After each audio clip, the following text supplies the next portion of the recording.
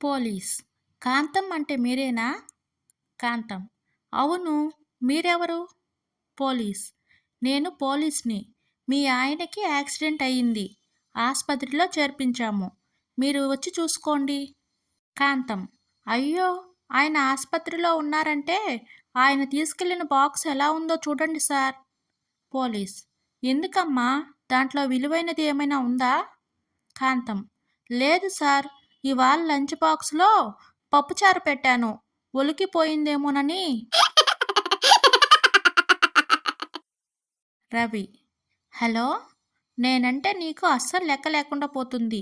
గంట నుంచి calling bell door కొడుతున్నా తలుపు తీయడం లేదు. ఏం చేస్తున్నావు? రాణి. మీరు తాగొచ్చారు కదా? రవి. నీకెలా తెలిసింది? కిటికీలోంచి చూస్తున్నావా?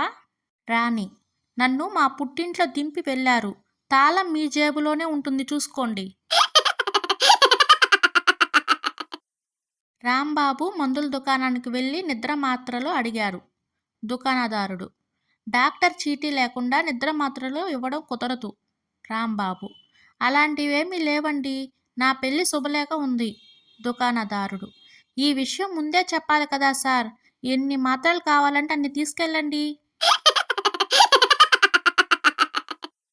భార్య. ఏమండి? మీరు భగవంతుడిని అంతలా పూజిస్తారు ఎందుకు? భర్త. ఏముంది? మమ్మల్ని ఇంత అందంగా పుట్టించినందుకు కృతజ్ఞతలు చెప్పుకోవాలి కదా! లేకపోతే భార్యాభర్తలిద్దరూ బ్యూటీ పార్లర్‌కి వెళ్ళాల్సి వస్తే జీతం మొత్తం వాటికే సరిపోతుంది. భర్త.